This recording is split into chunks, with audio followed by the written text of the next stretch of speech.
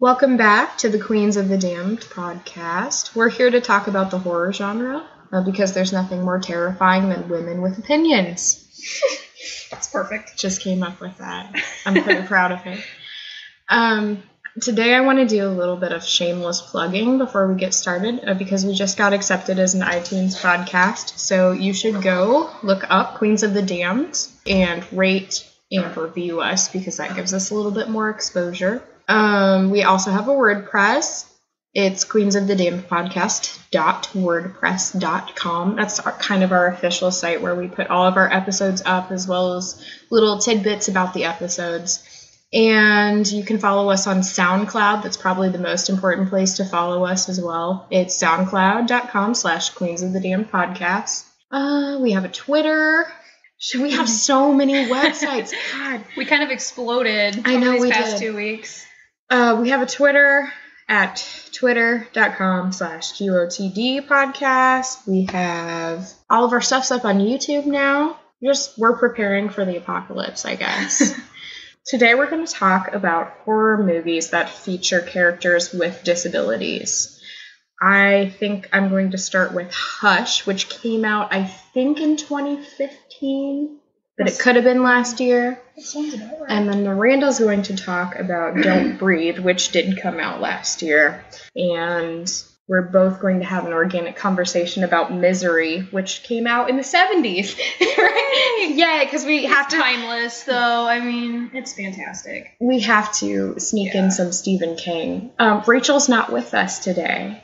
Unfortunately, she had a last-minute emergency, so she couldn't be here. But she will hopefully be joining us next week. Or next 2 weeks. So I guess I will start with Hush. Hush is a basic home invasion movie, which I love. Stuff like The Strangers, that's one of my favorite. And You're Next, that was really good. But what makes Hush different is that the woman whose house is broken into is deaf. And she's a novelist. She's living alone, of course, in this kind of cabin that's out of the way. And she has one neighbor. It just doesn't seem like a safe thing to do. You know, I feel like I would want to be in some kind of close proximity to somebody. It doesn't, but at the same time, I grew up out of the way, like basically in a forest preserve. And I kind of felt safer there than I feel in a neighborhood full of people. Because I feel like unless somebody specifically targets your house for a very specific reason, and it's usually going to be because you know them or they know you somehow, it's not going to happen. You're more likely to get broken into when you're in a neighborhood or in a city or something like that. But I always lock the doors. Always lock the doors, folks. Yeah. No matter how safe you feel. Oh, yeah. So, and she's a novelist. She wants to kind of be out of the way so she can, focus on stuff. And, I mean, a guy comes and starts messing with her. And at first, he doesn't know she's deaf because he's pounding on the door, like, trying to get her attention because he's killed somebody that she knows, and I'm not going to give this away. And she's not hearing him. She's like sitting in the living room on her iPad or something, and she's just not responding. So then he realizes she's deaf, and he goes, okay, that's going to be easy. And then the rest of the movie is, of course, him pursuing her and her trying to get away and all the stuff that happens. And I won't tell you whether or not she gets away because that's half the fun of a home invasion movie is, are they going to make it? Because sometimes they do and sometimes they don't. And that's just the crux of the movie. So things that made this a little bit different were that you really saw it from her perspective because there was silence in a lot of the movie. You heard or you didn't hear what she didn't hear. And it was kind of disconcerting because you're already feeling in danger watching this woman because you're seeing it through her eyes. But you're feeling more in danger because you can't hear, that box move, and you can't hear that door open, and you can't hear somebody trying to get a window like pry a window open. You can't hear any of that stuff. So she's relying solely on, this is another thing I loved, her skills as a novelist. Yeah. She explains to her neighbor earlier in the movie that she sees a set of scenarios kind of laid out before her, and it's like, I don't know how she describes it, but basically she sees every possible ending that could happen in a novel with the characters involved. And that is how she is able to try to evade this intruder. And what I love about that is that it means that her disability doesn't define her. Like, her biggest set of skills are skills that anyone who is a novelist, has acquired. Mm-hmm. So I love that they go, okay, she's deaf, but that's not the whole thing. And I feel like if that was the whole thing, the movie wouldn't have been as good. Mm-hmm. The interesting part, I thought, was watching her think through, okay, if she was climbing into the intruder's mind. And she was going, if I was him, what would I be doing now? Which I think would save so many people's asses to be able to look outside of oneself like that. Yeah. There's some really cool scary moments in this, but only a couple. There's one where I won't exactly tell you what happens, but the woman says she has a boyfriend. She writes it in lipstick on the window, like, my boyfriend's coming, you better leave. And when this guy, who I don't know if it actually is her boyfriend or not, when this guy gets there, he sees the intruder, and the intruder pretends to be a regular guy. It's like total Ted Bundy stuff, where he goes, hi, I came over here to fix something, or he was just being nonchalant about it. And he kind of convinces this guy that he's not an intruder. And that's probably the scariest part for me. It's like watching that conversation happen and going, no, don't trust him. Don't turn your back to him. That was pretty good. I liked the way that scene went. This movie plays up a lot of just dramatic irony in general. I mean, we know so much more than the characters in the movie, and it's so frustrating. It made me, I remember being so anxious the whole time, like you said, with her not being able to hear anything, and you can see him doing all of this stuff. I mean, it makes you so anxious the whole time. It does. And there is one point where she does use her disability to her advantage, where, people don't like loud sounds who can hear, but she doesn't. And she doesn't care, so she kind of disorients him with loud noises at one point, and I really liked that. I like that they used that she can use her disability to her advantage, but I also liked that that wasn't her whole strength, because I thought that would be kind of stereotypical if they just was like, well, we need to make it this. This is why she has any sort of advantage or any chance in this situation. Yeah. Other than that, I mean, it was a pretty standard home invasion movie. I didn't think it was anything extraordinary besides a few moments in it that really just made it stand out a little bit. But I definitely recommend that you give it a watch. And that's why I don't want to spoil everything for you, because it's really good to just have that experience with home invasion movies. You don't want to know what happens, because then you won't want to watch it, because we've all seen a million home invasion movies. Well, a lot of the things that you said about Hush actually reminded me of Don't Breathe. The things that they do in this movie are just phenomenal. All of the characters in it are phenomenal. So it starts out, you have these 3 kids in Detroit. They rob houses all the time. They go into houses, they steal from them. One of the kids, his father, his name is Alex. His father actually owns a security company that works for this neighborhood, and so he has access to all of these houses. So he takes the keys to get into the houses and steal what he wants, so they can all steal what they want. So the 3 of them, there's Alex, there's Rocky, so there's only one girl, and then the other guy, I never found out what his name was. I just called him Thug Guy because he kind of looked like a thug. But they go around and they steal a lot of stuff, and that's what the movie starts with, is them stealing something, and they get a tip about this house. This guy that is living in town, he's apparently has like $300,000 at his house, and he is an army vet. He got the money because his daughter was killed in a car accident, and the girl that killed her didn't go to jail, so he got a settlement for it. He got the $300,000 settlement, and so they plan on robbing this guy. And that's nice of them. What's amazing to me like, even beyond how awful that is also the fact that they're like, yeah, let's just rob an army vet.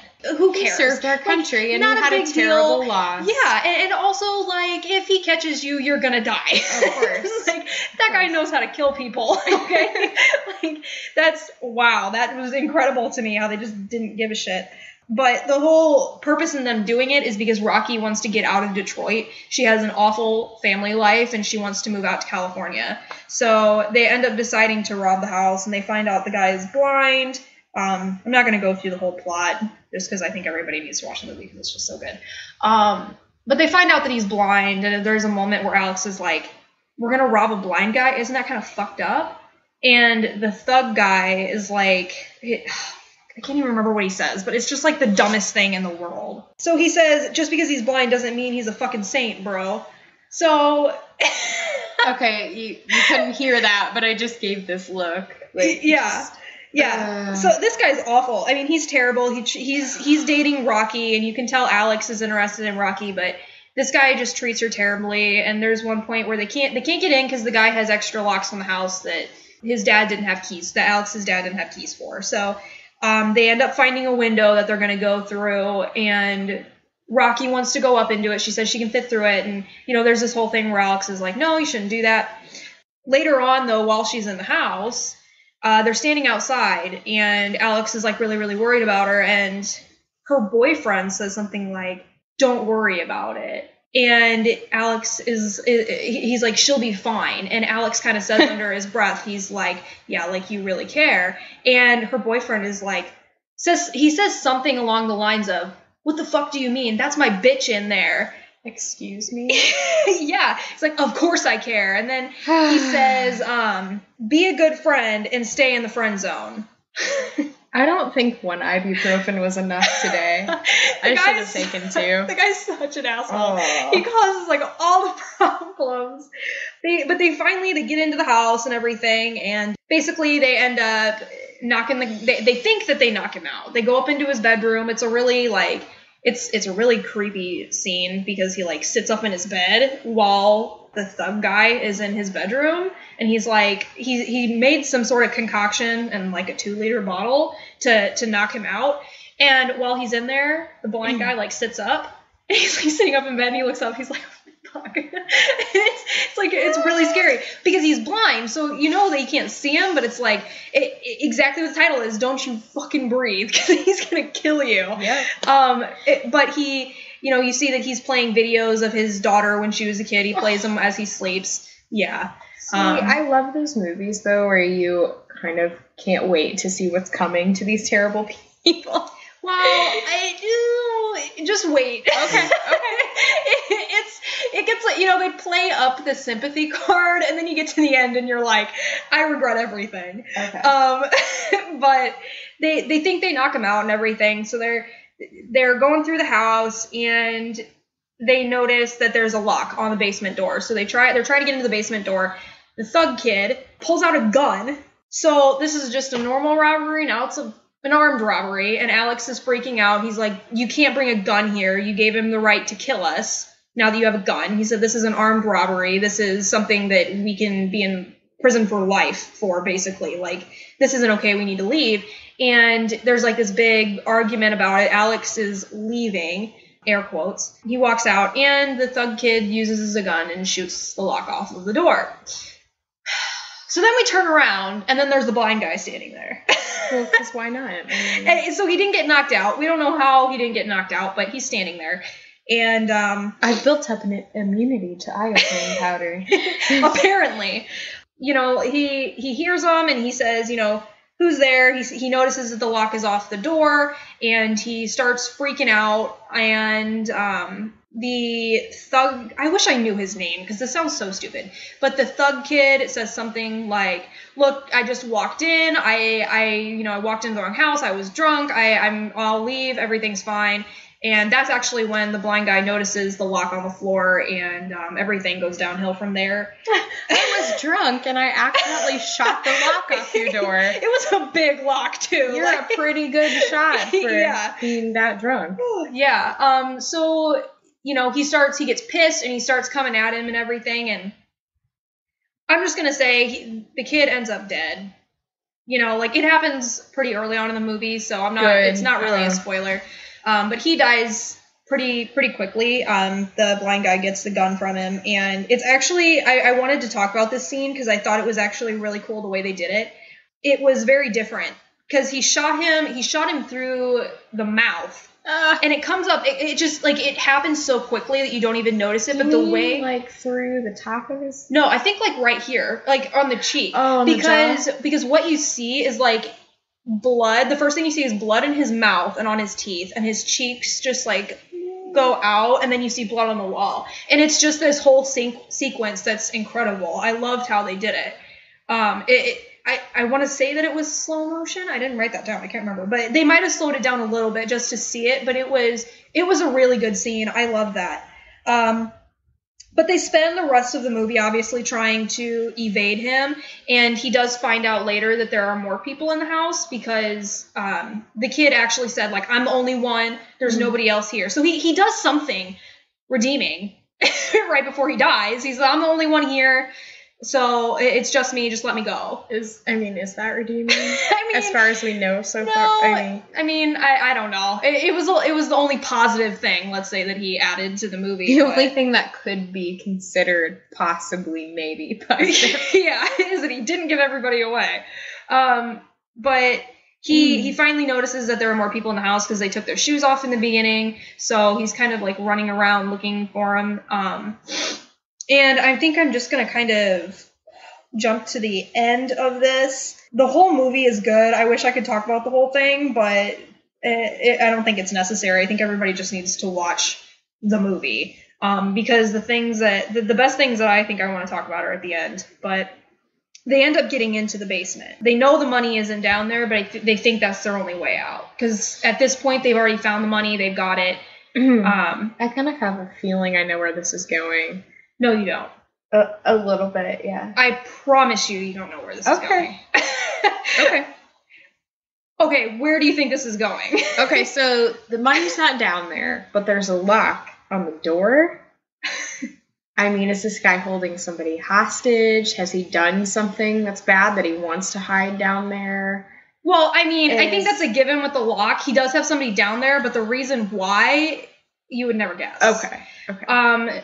So they do go down there, and they're kind of like, this basement is fucking huge. That was one of my biggest notes. This basement is huge. There's like 4 sections to it. I have no idea what this layout is like. You should be in the basement in this house. What?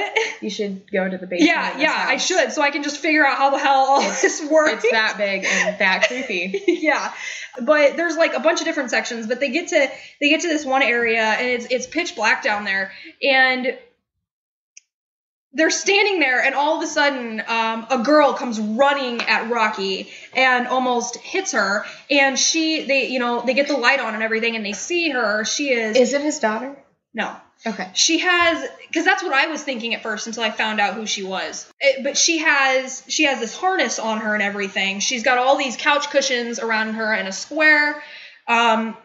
It's really weird. And she's just, in this little area. She has stuff over her mouth so she can't make any noise. And when she runs at Rocky, you see a bell ring upstairs. So he has something tied to her. When she moves too fast, he knows. So they try to get her out, and they do. They get her free. They try to go out through the cellar door, which is locked. When they finally get the door open, guess who's standing there? And they, of course, if they hadn't screamed, he wouldn't have even known, because he opened the cellar door, but they all like freaked out. And so he fires off a few shots. One grazes Alex's ear. And he falls to the floor, and lo and behold, guess who he shoots? The girl that he had locked in his basement. And so Alex and Rocky, they run into this other section of the basement, which has a bunch of storage, like shelves in it. It looks like a freaking store with all of this, the shelving and all the stuff he has down there. It looks like a damn store. I don't understand. He must be a hoarder. It's the Whole Foods in the basement. Yeah, it must be. But he starts freaking out. He's like crying when he finds out that he killed her, and he's screaming, and he's kind of got his fist in the air, and he's my hostage. And one of the best moments in this movie is right when this happens, because he shuts the cellar door and he turns off all of the lights. So yeah, and in this moment, like, I just got this weird excited feeling. yeah, like, you know that the tables have just turned entirely, and it is his game now. You know, he's been scary kind of throughout it, just because he's so strong and powerful, and obviously he can shoot someone in the mouth without seeing at all. Yeah. Yeah, I mean, he's been incredible, but the second those lights go out, you know that they're fucked. That reminds me of, have you ever seen The Descent? I have. It's been so long, though. But there were these creatures. Gosh. I love that movie. Yeah, aren't they like vampire kind of? Like, I don't know what they are, but because they're cave dwellers, they can't see, and they have super, super hearing. Mm-hmm. The thing is, like, I don't know if they've ever proved that your hearing actually improves because you're blind. I think it's more when you, no, I think it does. I think the cortex actually does grow when, really? Like over time. Yeah. Like if he's been blind for quite a while, like, born blind or something. Mm-hmm. I don't know. I thought I had read somewhere that, they hadn't proved that you could actually hear better because you were blind. Mm-hmm. It's more, when you can see and hear and smell and you have all your senses, all the senses are working at once. And so your wires kind of get crossed in a way that if you had one taken away, you're concentrating more on the whatever is to your advantage. Yeah. As far like the hearing would be to your advantage if you're blind. And that's why you can quote unquote hear better. Mm-hmm. But that was a while ago that I read that and I don't remember where I read it. So. Don't look for facts here. Anyway, so it reminded me of The Descent, where these like kind of cave dwelling whatever creatures, and they have super hearing, and these girls are spelunking, which is a fun word. Yeah, and they're trying to get away from these creatures, but they keep messing up because they can't not make sounds in an echoey, dark cave where there's nothing. Yeah. So. Well, and that's kind of how it is in this basement, because like I said, I mean, there's just so much down there, and all of these shelving units are metal. So, I mean, that doesn't help the situation. I would be doomed. But I run into so many things as it is. Yeah. In my regular life. There are so many moments where it's like, there's one point where Rocky is like just about to touch him.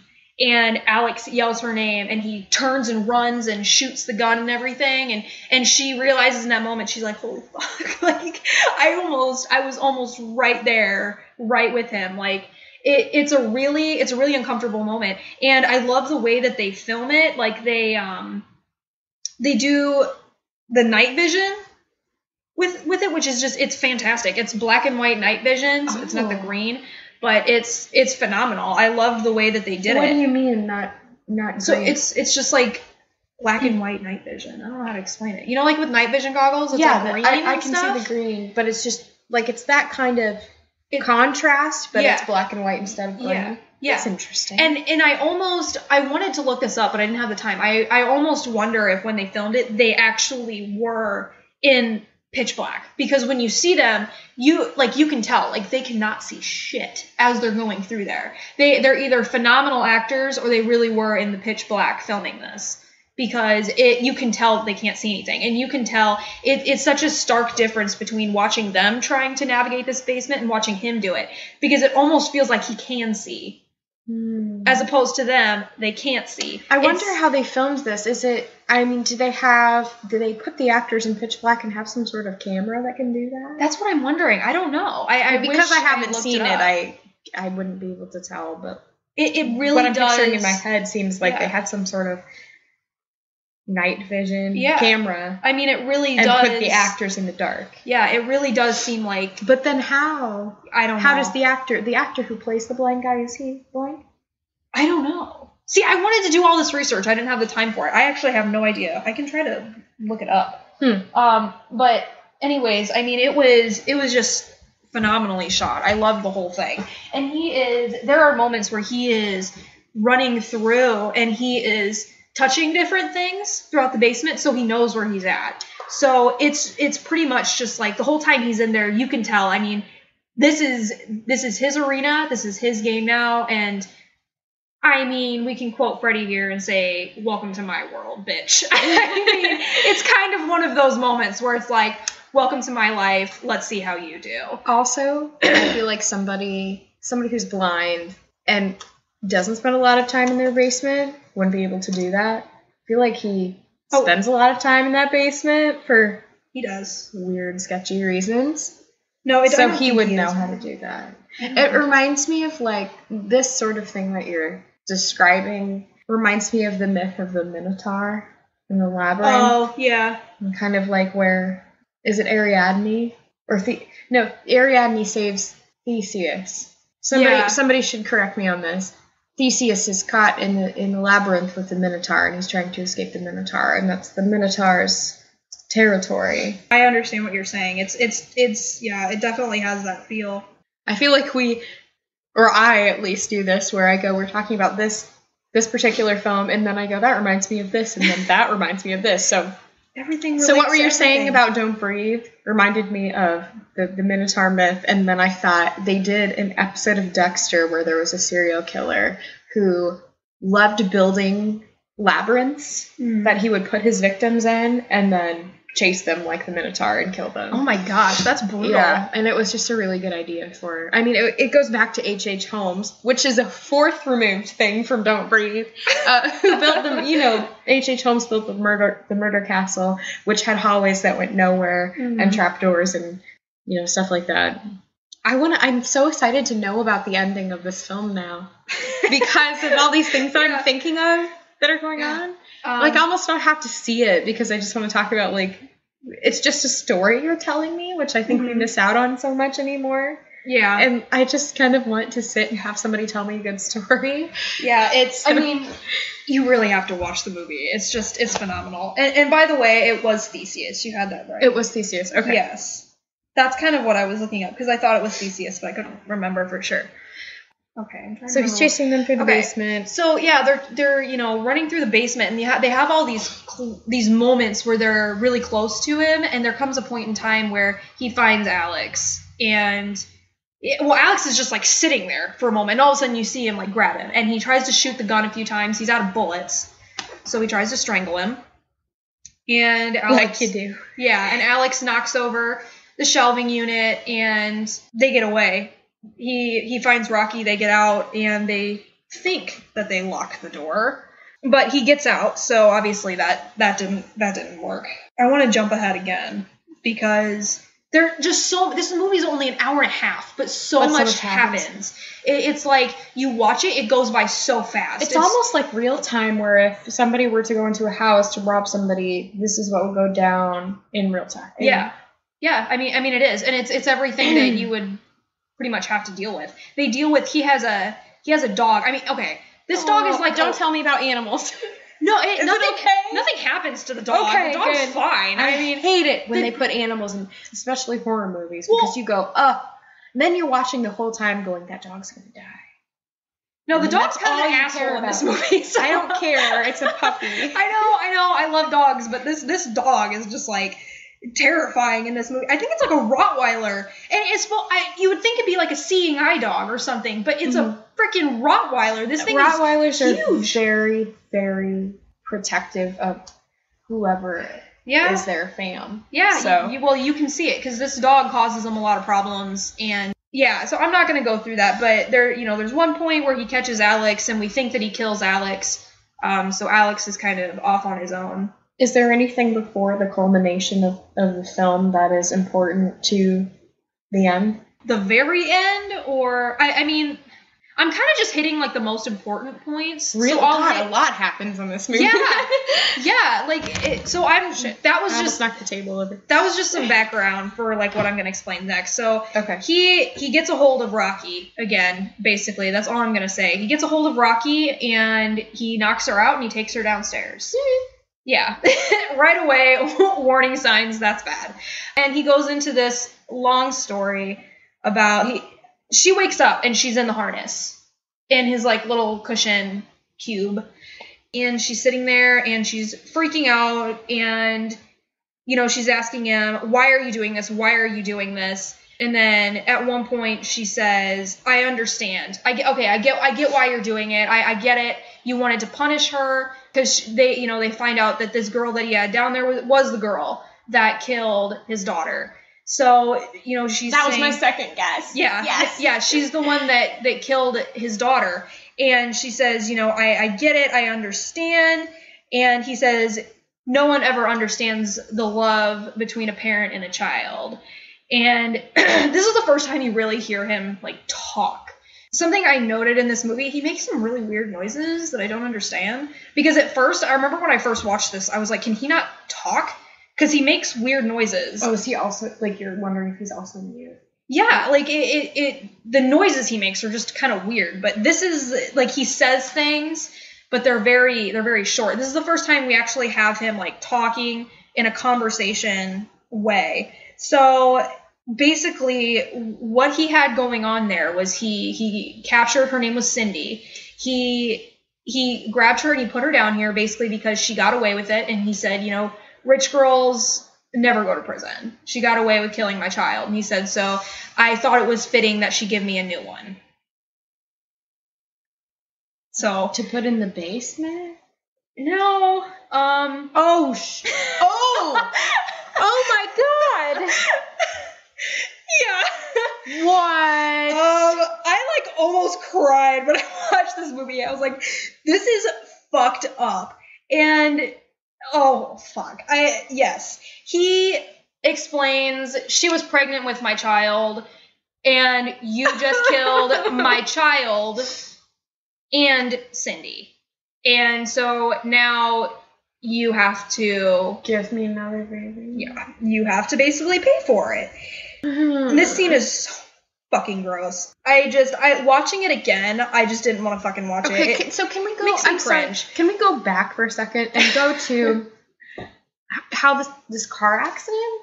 It's never explained. It's never explained how it happened. She was drunk. I think Cindy was drunk. She was drunk and she plowed into this girl. And killed her. I'm not. God, I think part of my terrible self is trying to justify putting her in the basement like that because he's right about that. People get away with stuff they shouldn't. But I mean, of course, it's not going to go. You're not going to want it to go that far, but you would want them to go to prison. It makes. And I just wondered what the circumstances of the accident were. Was it an honest accident? Was she drunk? Yeah. Was it a homicide? I believe that she was drunk and she was a rich girl and she didn't go to prison basically. She's just being careless and got away with it and Yeah, and you want her to suffer, but then you go, not that much, not like that. Yeah. Yeah. This might alleviate a little bit of anger for people. It didn't really alleviate it for me, but basically he tells Rocky, I never forced myself on her. I told her if she carried my child, she would be out, and I would let her out after she had the kid. Okay. Basically, what he's doing. I mean, that's not right, still, but well, what? No, he says I never forced myself on her, but as far as I'm concerned, what he does is still rape. It's rape. he has sperm downstairs and he freezes. Ew. And he somehow that's even more gross. It's really gross. He heats it up and he uses what are those like a turkey baster? How many seconds in the microwave? It's disgusting. It's so gross. And there's a close up on it. It's like fuck. I can't. I remember cringing so much when I watched this. This is gross. But so he doesn't. Oh, yeah, that's rape. I mean, that's rape. He uses a turkey baster. The thing is, if you're forcing someone into a circumstance that they don't want to be in, and the sex results from that, that's rape. Yeah. Or whatever. Well, just in general, he's violating her. He's violating her. That's rape. So it's rape. No doubt. It's rape. Although, you know what would be interesting if he got caught for that and that went to court and the court would be like, well, well, we're going to get him on the kidnapping charge, but forget the rape. Yeah. They would probably gloss over that. Yeah, they would. He's getting ready after he's talking to Rocky, and Rocky says, please, God. And the blind guy says, God, there is no God. It's a joke, a bad joke. Tell He sounds like the Joker. Okay. Yeah, tell me what God would allow this. And he, at that point, pulls Rocky up on the harness. It's really hard to explain. But she gets lifted up, and she's basically, like, exposed. She has pants on, but, like, I mean, I don't know how to say this without sounding gross, but, like, easy access. Oh, God. Oh, and, you know, she's screaming and everything. Oh, this is upsetting. And she says, you can't do this. And he says, there is not a thing a man cannot do when he accepts that there is no God. She's, yeah. I mean, this whole scene is just so intense. I don't think that's true at all. And he's getting, he's getting closer to her and everything, and he takes some scissors, and he's about to, like, cut her pants open, and she's screaming, and he says, be strong, you're young, you'll breed well. And when he said that, I was like, fuck you. We are not cattle. We don't breed well. That is so, like, him saying that was just like, fuck you. Like, all of my sympathy gone at this point. Like, all of this leading up, and then he just, like, refers to her as just basically breeding stock. Because that's how he treats her. I mean, that's how he treats her. He's like, gotta get another woman to give me a child. So let's try, as I said before, because of Hush, to put ourselves in the shoes of this person. Just humor me here. Okay. Just humor me. Put ourselves in the shoes of this person, this antagonist, if you put no emotion into that. What is the reasoning behind treating a woman like cattle to get a daughter that you're going to care for? How in his head is he justifying this? I don't know. It reminds me. Wonder, with his daughter who died, how she was treated. Yeah. Well, and it reminds me of, like, that stuff. I've talked shit about this before, but when people say, like, when you're awful to a woman, think about whether you would want your mom, your sister, your aunt, so-and-so to be treated that way. And it's like, okay, so we only deserve to be treated like humans when we're related to you, when we're close family to you. I don't like that concept. I think just fucking treat us like humans. I know. I definitely see where you're coming from, but also they did a short on, they dressed guys' mothers up like really pretty, really sexy in these, like, revealing dresses and stuff.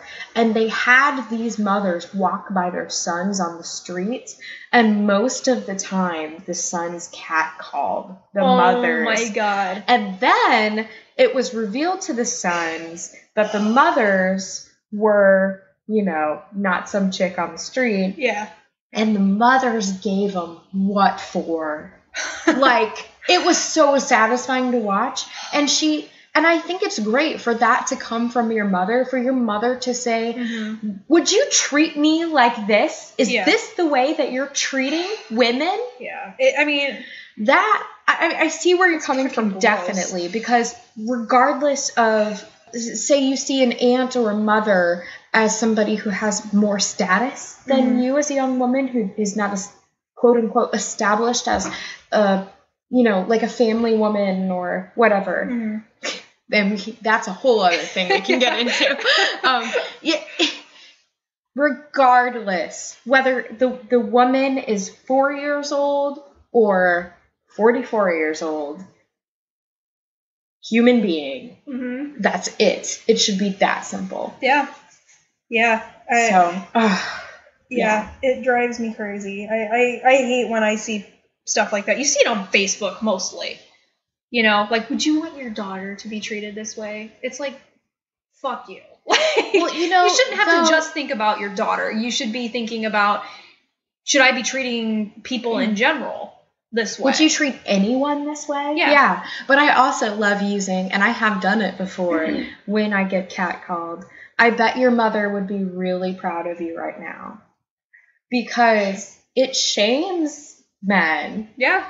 Because they know, in most cases, where they've grown up with a mother, they know that their mother would be mortified. Yeah.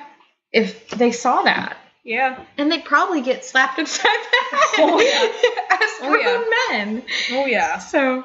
Ugh. Okay, so Rocky's predicament right now. Oh, God, I hope she kicks his ass. Even though she's not... This is what I like, is you have two flawed... I'm sorry, I'm talking too much. You're explaining stuff. You have, like, two flawed sides of this argument, and nobody's the protagonist, nobody's the antagonist, and whoever is the protagonist and antagonist, it switches throughout the movie. You don't see that a lot. Yeah. And sometimes you establish characters as anti-heroes, which is, is great. Great characters come out of that, but... I don't think that's the case in this. I don't think anybody's really an anti-hero. No, I don't think anybody's really... a protagonist? Yeah, I think they were trying to make Rocky a character that you were rooting for, but I didn't really root for her. By the end of it, maybe?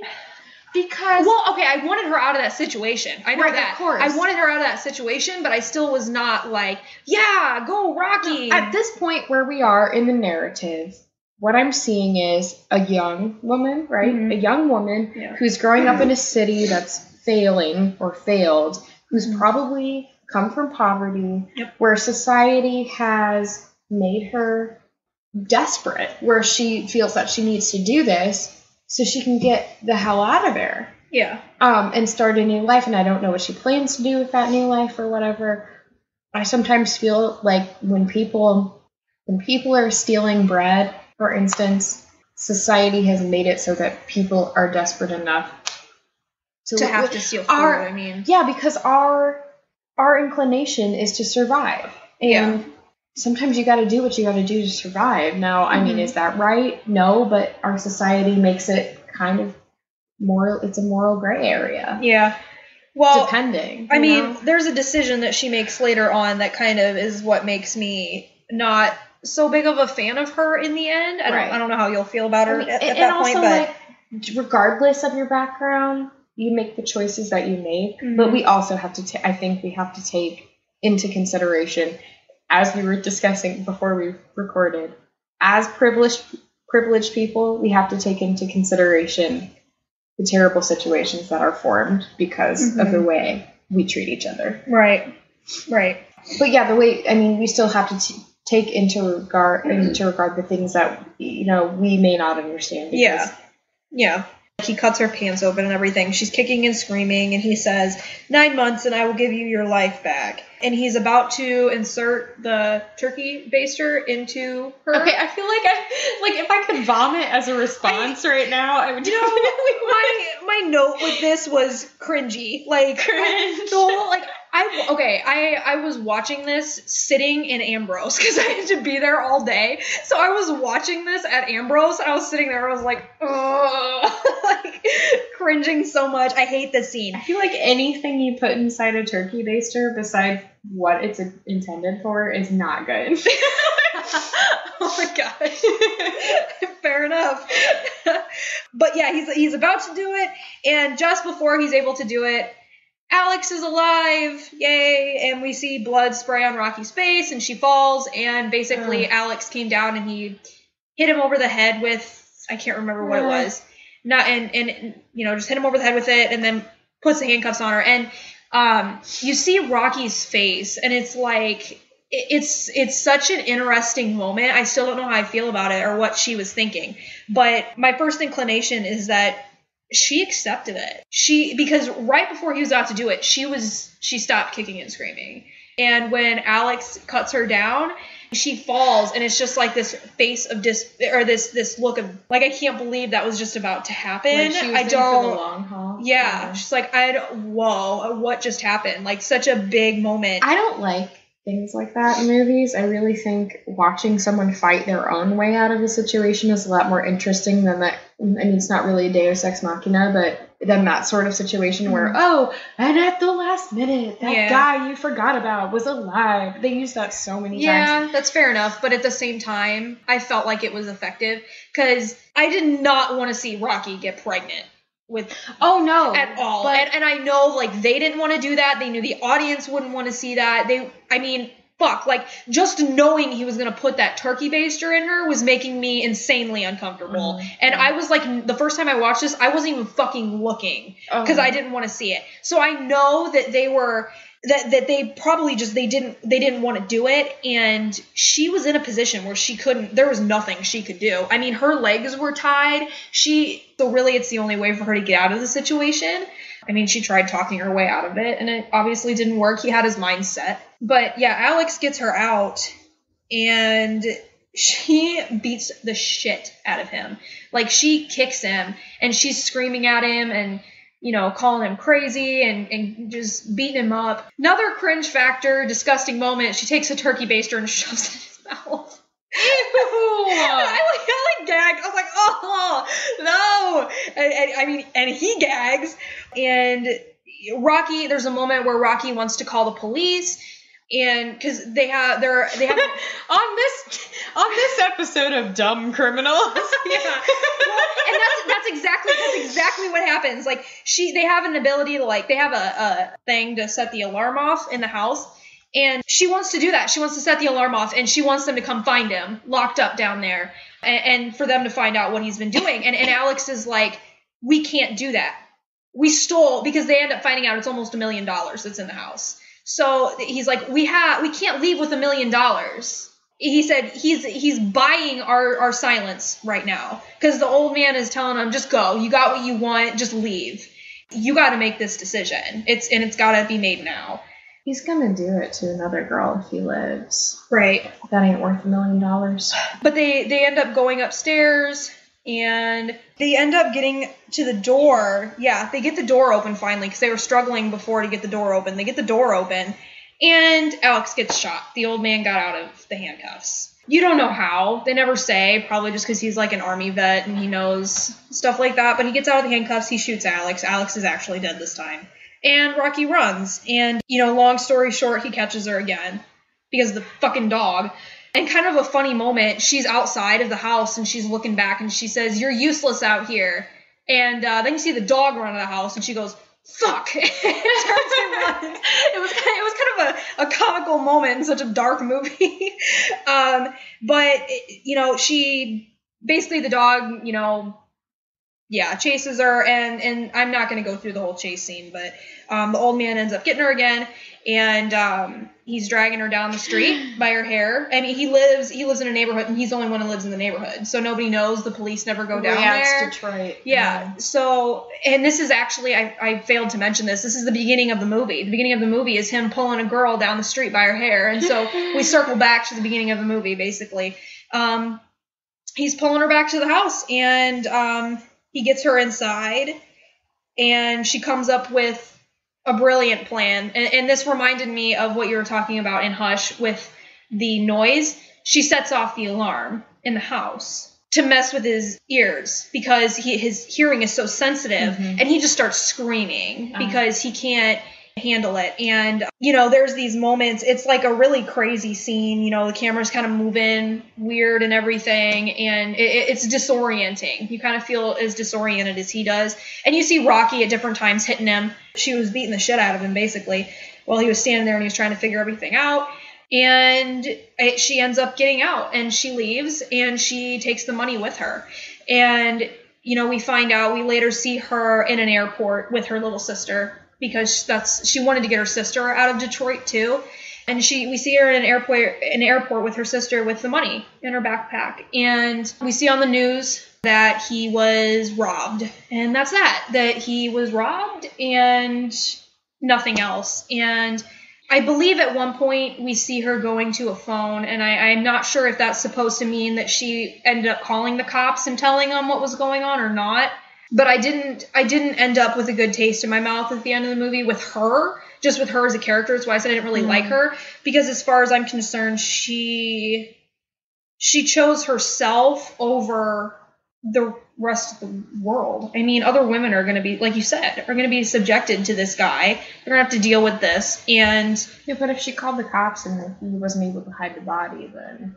Well, When do you mean she called the cops? She set the alarm off. I mean, you said she went over to a phone, so we don't know that. But here's the thing. Something I didn't mention, he takes the girl's body and he puts her into like a container underground and he fills it with this sludge, which I'm guessing is supposed to decompose her body, and then he covers it up with the floor tile. Is it cement?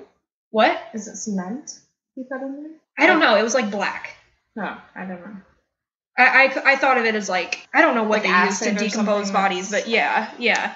Like, that's what I thought it was. He was trying to get rid of her body. So, I mean, her body's not there. And he probably got rid of everything.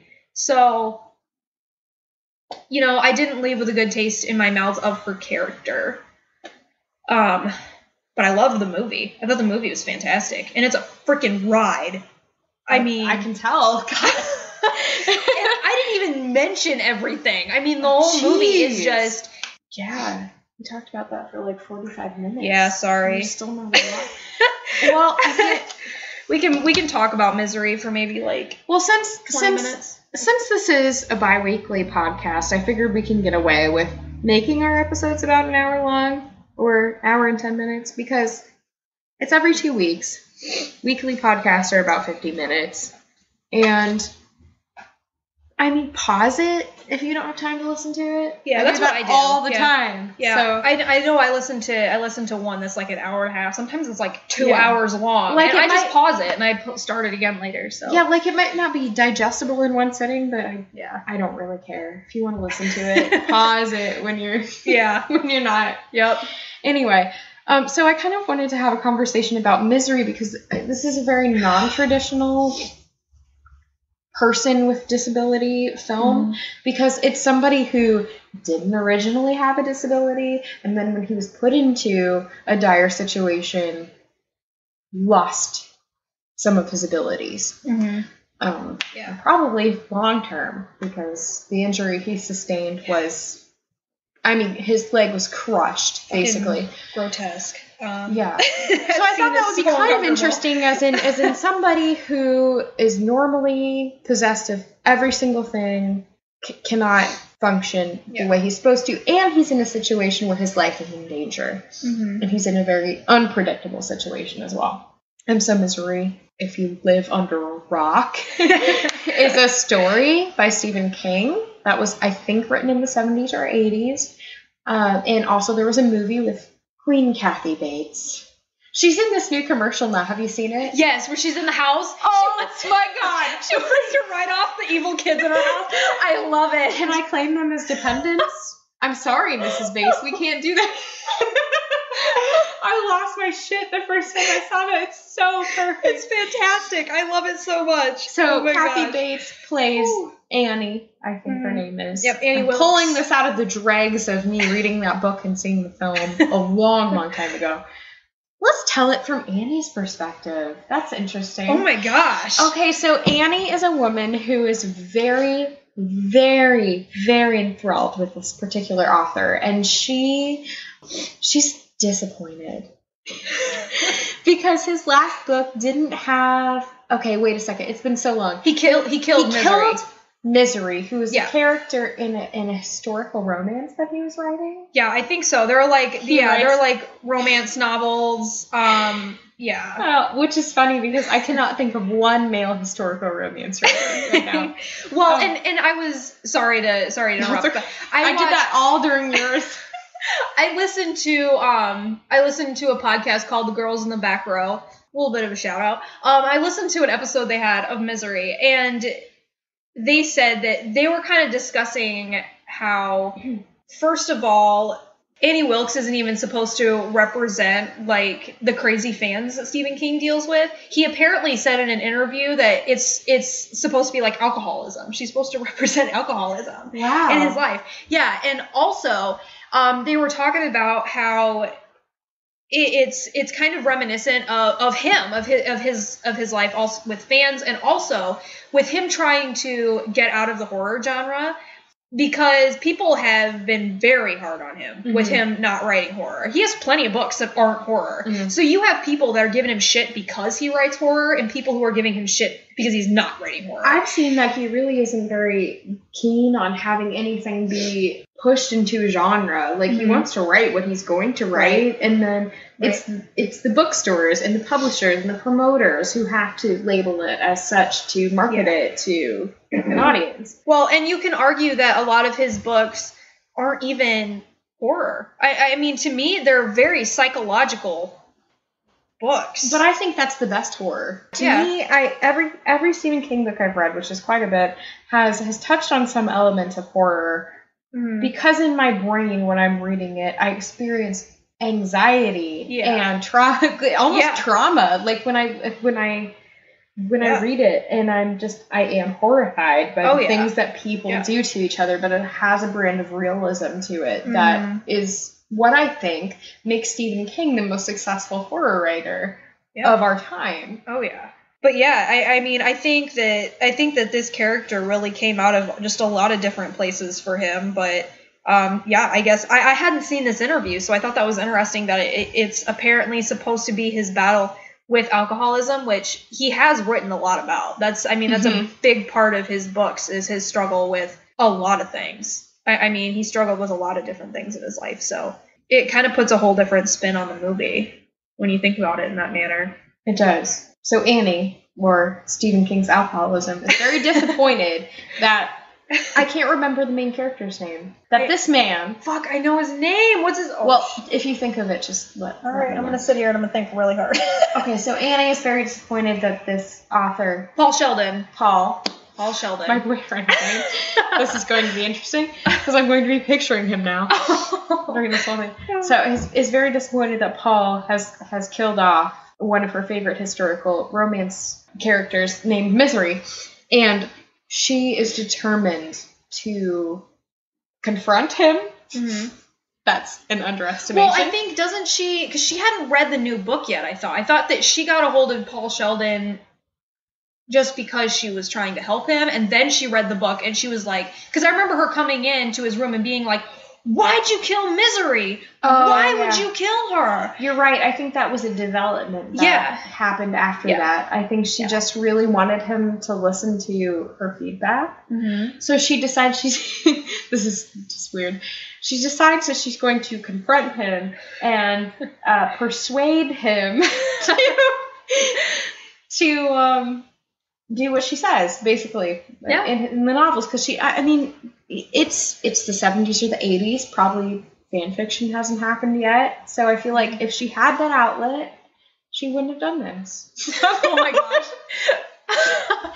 No. Well, and I think it's also reminiscent of like people trying to tell Stephen King all the time what to write, and people criticizing him constantly.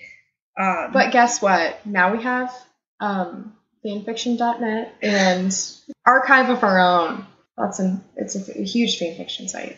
I've never really read fanfiction, so I have. I'm guilty, and some of it's great. You have to sift through a bunch of crap before you find something good. But it's there. Right. Anyway, she ends up. Doesn't she causes the car accident? I don't think so. I think that he just hits a patch of ice. She knows that he's staying in town. So as the unluckiest person in the world, Paul Sheldon gets into an accident. And I think she says that she was kind of following him. But she says it in like when she's kind of normal Annie Wilkes in the beginning. Well, there's so much to this, of course, and we can't go through all of it because we don't have time right now. So when we do our Stephen King episode, which we will eventually, we may be talking more in depth about it.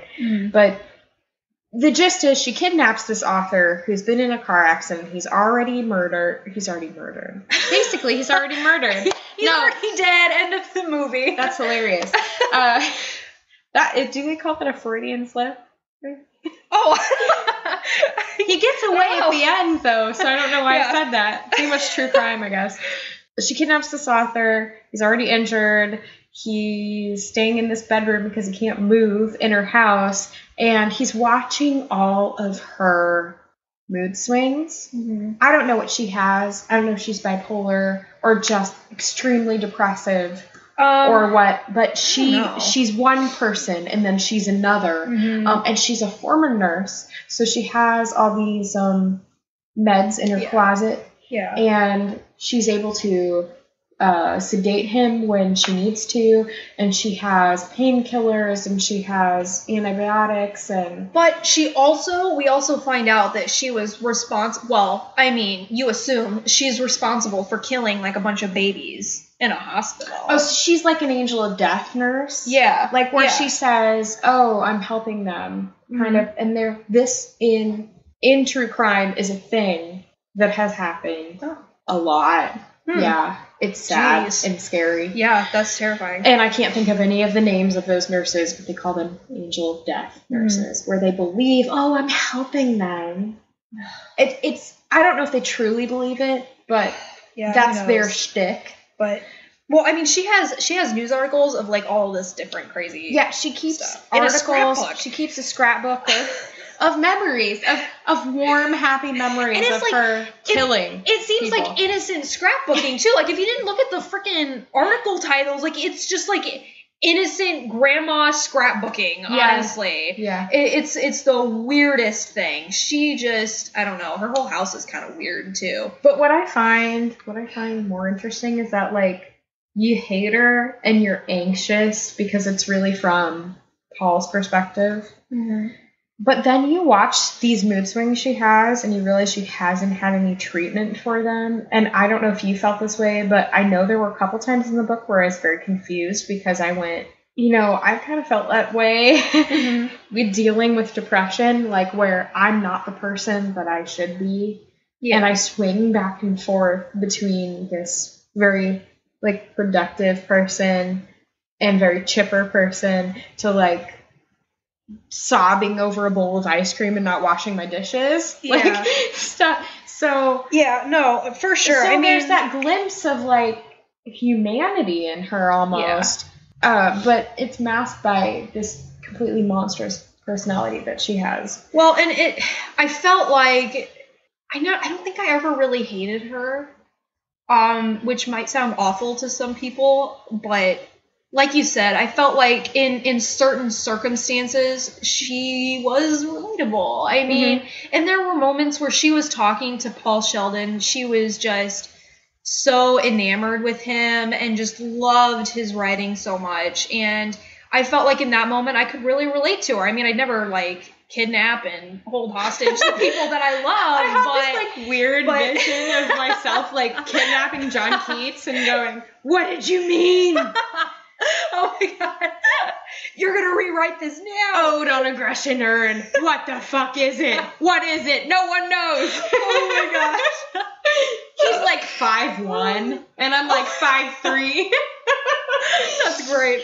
That's fantastic. God, yeah. No, I mean, in a way, it's relatable because you have like ultimate fangirl there, and it almost like it's almost insulting to me because I go, Steven, is this the way you feel? Yeah, and then I'm like, I am Annie. Yeah, in a way, yeah. I think everybody has a little bit of that in them, and it's never. I mean, it never gets to this point. I'm sure he was a little afraid that it would, but I don't think that it ever really gets to this point. I know a couple crazies. I know because he wrote really? Secret Window, Secret Garden based on crazies that fantastic. Were.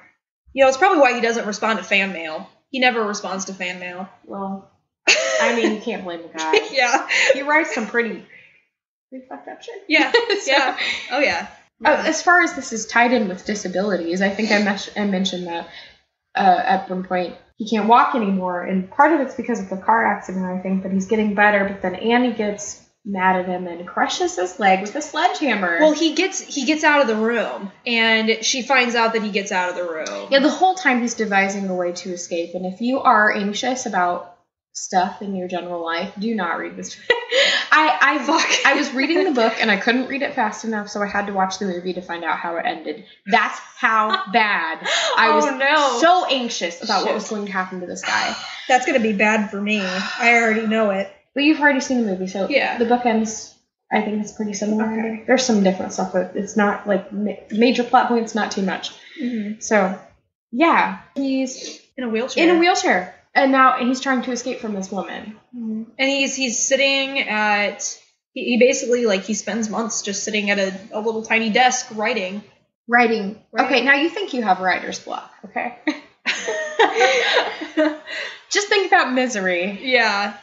Gosh. You are kidnapped and wounded and drugged and under pressure from a woman who you don't know what she's going to do next. You don't know if she's going to bring you breakfast or break your other leg. Like, it's pretty terrible. The whole movie is really painful to watch almost, but it's fantastic. It's really good. Kathy Bates' portrayal of anything, like, yeah, well, but especially Annie. I mean, just phenomenal. There are just some characters that you see that you realize, like, this actor or actress embodies this character. And there's only, like, a few characters I say that about, but she's definitely one of them. I mean, she really nailed it. I heard that a friend told me that she played Dolores Claiborne. Oh. And you know what was funny is that I didn't know there was a movie made of this book. And I didn't either. The whole time I was reading the book, I was picturing Kathy Bates as Dolores Claiborne. Oh. Yeah. Wow. So it'll be interesting for me if I can hunt that down. I'd love to see it, to see the parallel between these two characters. You know what's funny is we're trying to talk about this poor man who's had his leg crushed, and all I want to do is dissect this female villain.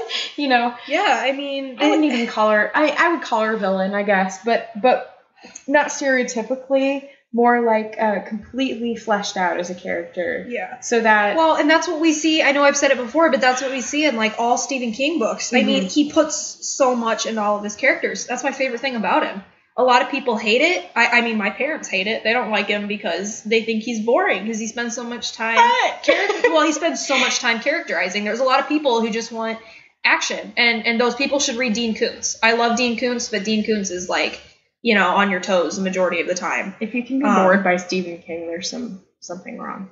I feel like... Well, it's just some people just don't like to hear all of the characterization. Yeah. I can understand that. Some people just want different things from what they read. But for me, I really appreciate it because I think people are so much more than the archetypes we see in books all the time. And he just puts so much into them. There's so much backstory, and I really appreciate that. And I love Annie. I love her as a character. I think he did a phenomenal job with her.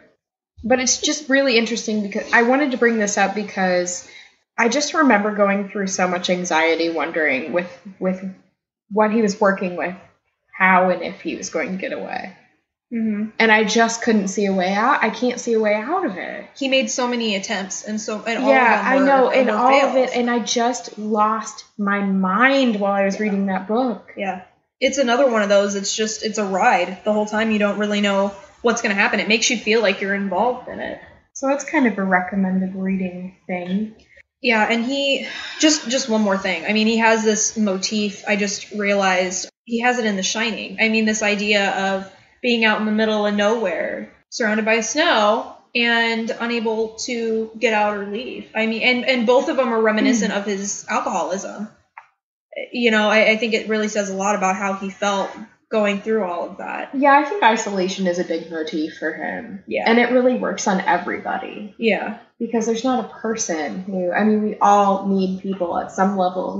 No matter how much of an introvert you are, you need to be around people. Yeah. And he uses that so much, and I think that's why it works on me. Because it's a big thing for me. Yeah. Yeah, so. Definitely. No, I know how that goes. Yeah, and especially in this one, and what I really loved is that he didn't just outwardly say, like, oh, Annie's just crazy. It's never like, oh, she's just nuts. At least to me, she is a very dynamic character. I mean, she has a lot going on, and to just lump her into one category, I mean, it just doesn't seem fair. Yeah, it's not fair. Or possible. It's not fair. It's not possible, and I mean, it's just really what makes the story better than someone else if someone else had written it. Yeah, because then you just have a crazy woman, which is someone who doesn't really exist in the real world, because you don't have that. You have people who've been through things and who suffer disorders. That's all you have. You don't have crazy. Crazy doesn't exist, right? In psychological terms. I swear I shared something on Facebook recently that was talking about how we call women crazy. And this is something that I relate to so much. I did. I shared, I put some stuff on Pinterest lately with some quotes from the podcast. And one was, this is what, oh no, you had said it, but it was like, this is what guys think when they call women crazy. Yeah, no, I remember that. They think this stuff, but it's just a book or it's just a movie. It's never... like I said, like this is something I can relate to. When I was in high school, I got called crazy quite a few times. I did not have the best people around me in high school. I apologize if I offend anybody, but it's just, it's just the honest truth at this point. I didn't have good influences around me in high school, and I got called crazy whenever I would show my emotions. I would cry and people would be like, oh my God, you're throwing a pity party for yourself. You're crazy, all this kind of stuff. And it's the dumbest fucking thing. It's the best thing I learned growing up. Oh my God. I sound like such a kid. We're still children. Yeah. The best thing I've learned as I've matured is that emotions aren't a weakness. They're actually a strength, and people who can't accept their emotions, they're lacking something. Yeah, I think people are way too emotional. I mean, obviously that can hinder you because I know that because I've been there. Mm-hmm. But I think there's kind of like a happy medium with everything, you know? And it varies upon circumstance too. Mm-hmm. So people who can't show their emotions or or respond to other people's emotions. Or oh my gosh, wow, I'm getting tired.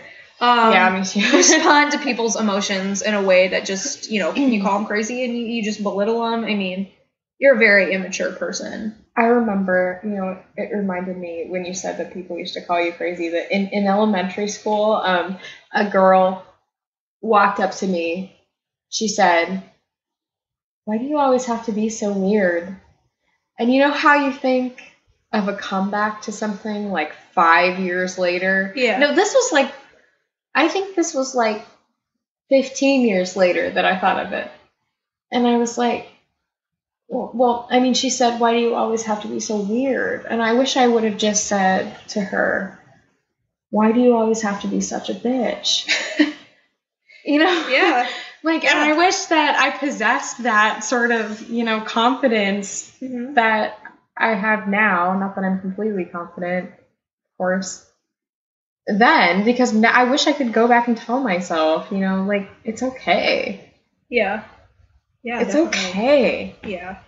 Be interesting. It's who you are. Yeah. It's fine. Yeah, I definitely would. I spent a lot of junior high changing myself just so I could make friends, and that was fucking stupid. So this is gonna get really sad if we don't. I know, and it's not even on topic. It's a little on topic. I think just to wrap it up, it goes to show how movies like this can really affect people and how they. I don't know how to explain it. I'm getting too tired. I'm sorry. You're going to have to cut this out. No, you're not. No, it's okay. I'm not. No. English. We can speak it. It's so late. No, you're right. It goes to show that, what you're saying, Okay. Yeah. I think it's time for us to wrap this up. So we're done. We're done. Okay, so do you want me to share my thing that scared me? Yeah, so funny, we want to do, because sometimes we get into really, really upsetting topics, we want to kind of end this with what's one thing that scared the shit out of you this week. And Miranda had something to share. I don't. It's kind of sad and a little embarrassing, but it's just reality at this point. So I'm terrified of spiders, and I say that as I'm wrapped in a blanket covered in spider webs. I am deathly terrified of spiders. I don't know where it came from, but it's really bad. I can't even look at them. If there's a picture of them on my phone, I can't hold my phone because I feel like I'm touching a spider. That's hilarious. And I used to, I've gotten so much better than I was, but I used to, if I found even a little tiny spider in my room, I wouldn't sleep in there. I would scream for my dad. And then I wouldn't sleep in there that night. I'd sleep in the living room because where there's one, there's many, as far as I'm concerned. If you build it, they will come. Yes. If you build it, they will come. Oh my gosh. So the other night, I was sitting in my room and I was actually watching one of the guys from my favorite podcast do a live video So it was the podcast, The Horror Show. It was Sean from The Horror Show. He was doing a live thing on Instagram, and I was watching him, and he was just about to wrap up, and just sitting there, you know, laughing my ass off because he's so funny and everything. And I start to feel something on my arm. So I look over, and it's like this little teeny tiny bug. I couldn't even tell what it was, but I reacted so fast. I like screamed and I like slapped my arm really hard, and that fucker flew. Okay. Did it go in your mouth? No,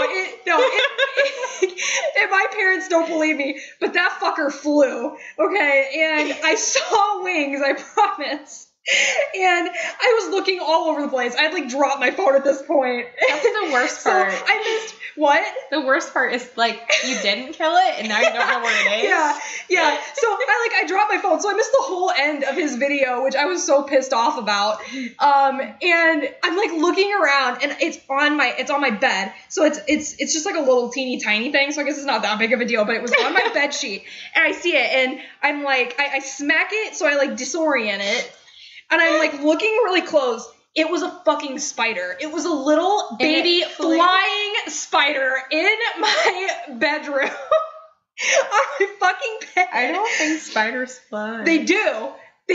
Google it. Because I had to prove to my mom. Okay, if you Google flying spiders, they exist with wings, I promise. I don't want to know. Yeah.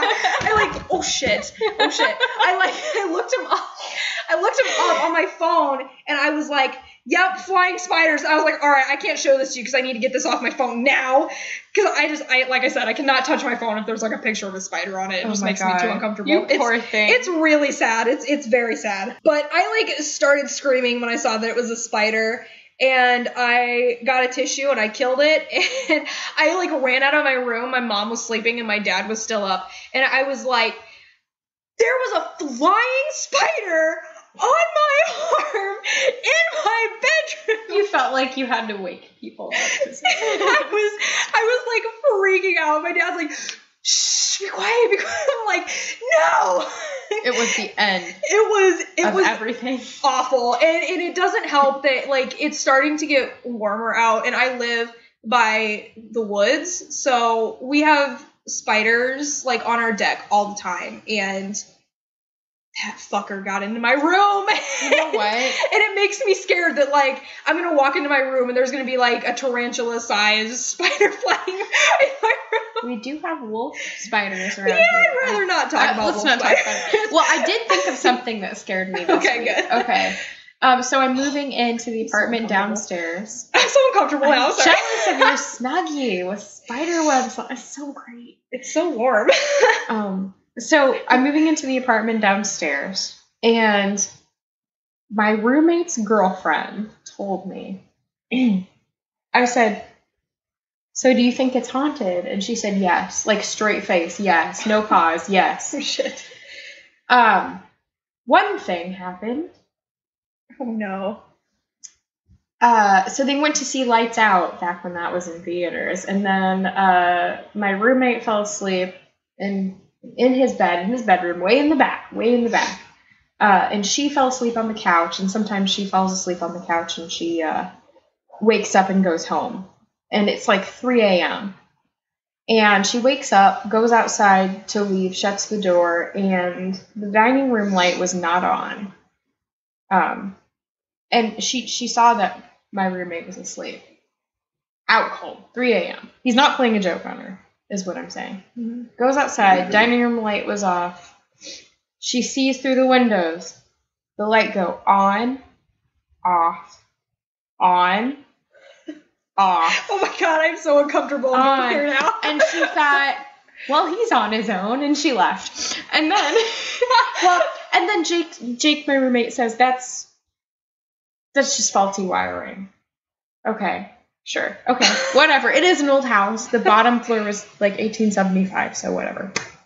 And I'm sure the wiring was only done like 50 years ago or something. Mm-hmm. And then I asked her, I mean, this was a story she told me long ago without me prompting.